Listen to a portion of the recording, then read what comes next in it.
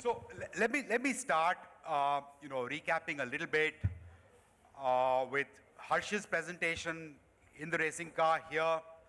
The takeout I got from that was that 2016 has been put to bed.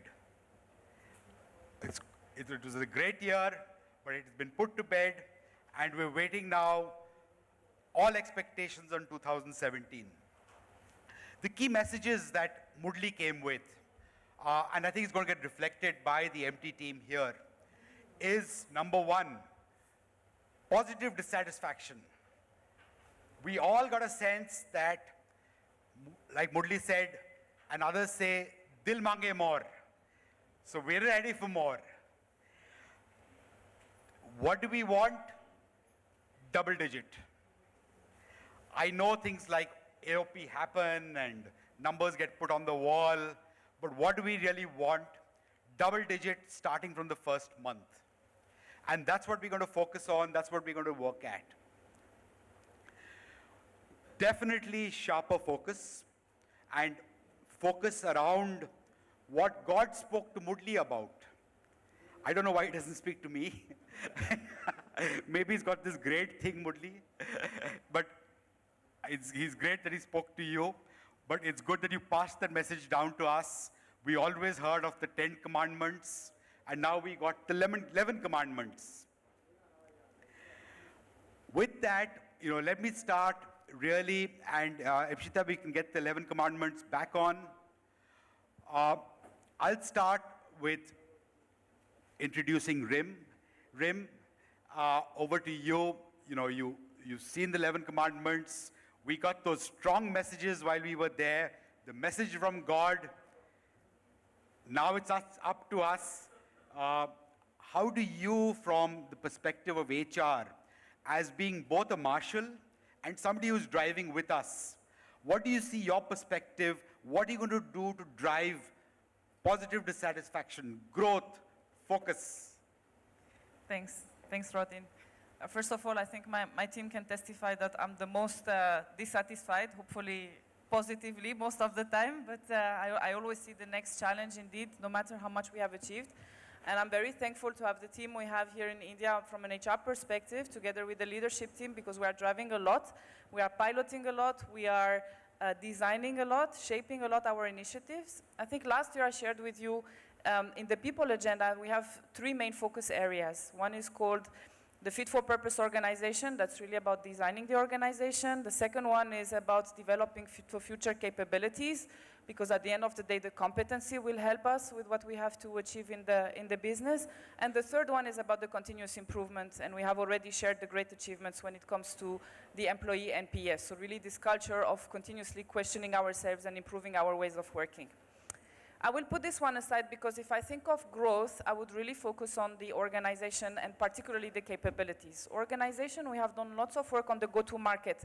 Again, we heard it this morning, and I'm very happy that we have launched, again, the next level of fine-tuning, our understanding of the go-to-market, which every time brings us a little bit further in driving growth. And I can absolutely guarantee that in the HR team, growth is our mantra. And every time we look at what is the next breakthrough that we can bring to the table to support the business in all the channels and in all the various disciplines, let's say, that we have under our control. If I look at the B2B space, the professional channel, which is one of the areas where we have still quite some potential, I'm really happy that we have this re-segmentation of our channel on the end user space, really with part of the channel that is focusing on the systems and services. Services, we have made great progress last year. Systems has to go along with it.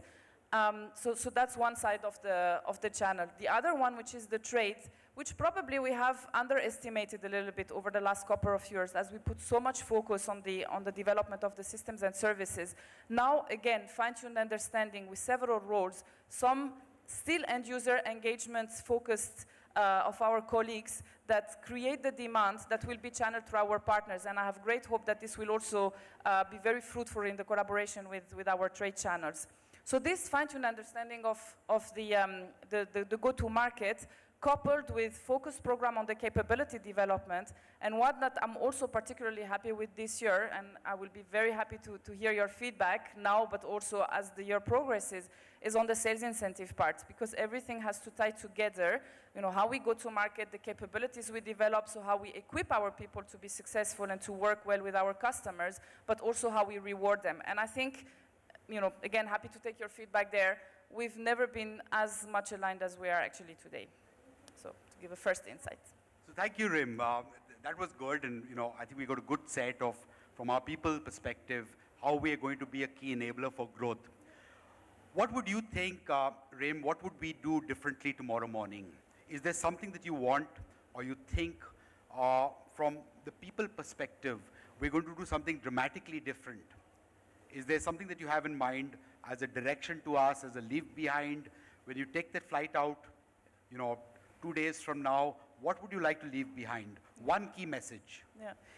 You know, maybe that's not the desired answer, but for me it's not about doing anything drastically different. I think, you know, if I've been now with Philips and with Lighting for a few years, and I think we are really coming very close to being as sharp as it gets on what we have to do.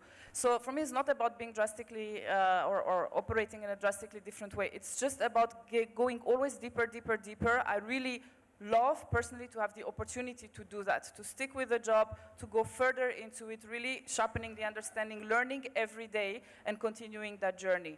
And this is what we have tried to do also in the HR community for the last 2-3 years, starting with OM 2.0, and the separation helped a lot to have that focus. So it's actually much more a message of continuity I would like to give today. Thank you, Rim. That was really good. Debjyoti, I'll pass it on to you. You are here from the growth market perspective, from the perspective of adult supervision. So you watch what we do in the market. I think very much about do what you promise. But from a finance function, taking a little bit from the 11 commandments, how would you, put together the elements that Murli talked about, positive dissatisfaction, going for growth? These are not innate, I'd say, behaviors demonstrated in finance. You're normally in finance a little more cautious, a little bit more careful. How would you resonate what we talked about earlier in this day? Sure. Am I audible? Okay. First of all, namaste to our 828 customers for being here with us. And also a great privilege for me to be back here in India with all of you and bringing back all the memories of my association with this team for many years. So really very happy to be here with all of you today. Now, Rotin, let me tell you something up front, and also to all of you in this room. And Bidhu, just connect me if I'm saying something not right. First and foremost, as growth partners, finance has always been playing and will continue to play a leading role to unlock growth in every possible area. So have no doubts about it, the team. And coming to your specific question of the 11 growth initiatives that we have talked about and also back here, I can share with you a few examples of how and where finance can and will play a leading role to unlock growth. Let's take the first growth initiative of targeting and displacing our competitors in BG Lamps business in order to be the last man standing in this business. And for India, we have discussed that our target will be to displace Surya, Crompton, in GLS, TL, CFLI. Now, for this to happen, finance will have to play a big role in the end-to-end customer value chain by unlocking value in the end-to-end customer value chain, not only by driving and delivering cost leadership in the factories and with suppliers, but also by designing a financial model for our BG Lamps business, by allocating the resources optimally so that we gain more in our P&L than what we would be probably giving away in the market through our aggressive pricing. And also on the supply side, we will be even more aggressively pursuing the OLM strategy in order to control the entire supply of lamps in the market. And on the demand side, we will be more and more aggressive in our pricing and promotions to grab shares. Now, in all of this, finance will play a very key role to unlock value in the customer value chain. Right? Let me take the second example.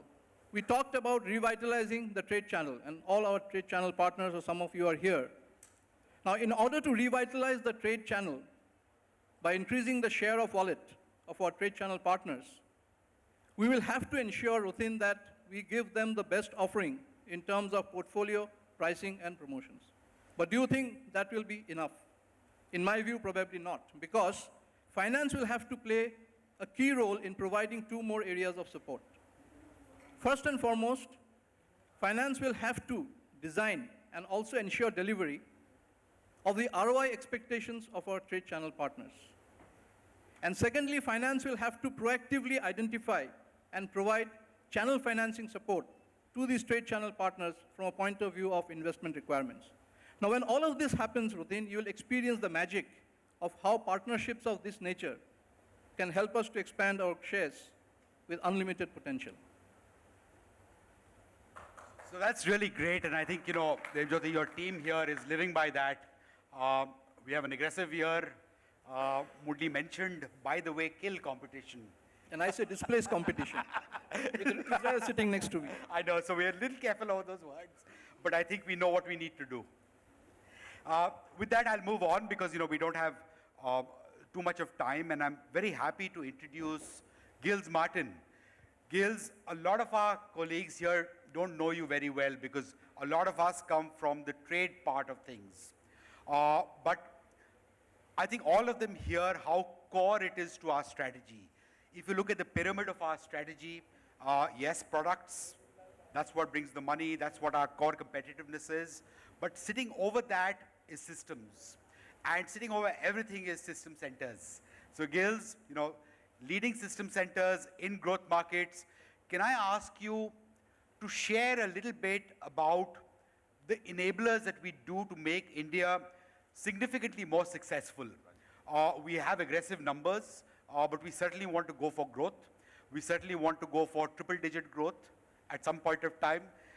So can you spend a few minutes talking to us in terms of the construct of how you will enable this team, how you will build this team, where will we take it? Well, I will start first by congratulating the Indian team, because clearly 2 years ago, Dubai was, I would say, our brightest system center, the most active. Last year, it was probably Singapore that was lucky to get a very large contract in Indonesia. This year, we know already, 6 weeks into the year, that the system center India will beat the objective of the year and grow probably 150%. So congratulations, we know already that India is going to have an outstanding year in systems. I want to get back to the mandates that we have, the commandments that we have, and starting with actually home systems, because I think all of us as home renters, tenants or owners can relate to that. How did the US unleash that growth in home systems? Think about it, you probably have seen for 30 years in your homes some small automated systems that were maybe for security, maybe for remote doorbell, maybe for a home entertainment system, maybe for starting or automating your heating and ventilation or air conditioning. Think about it today with home systems, smart homes, like Amazon Alexa or Google, you can really unleash the power of connecting different verticals in your home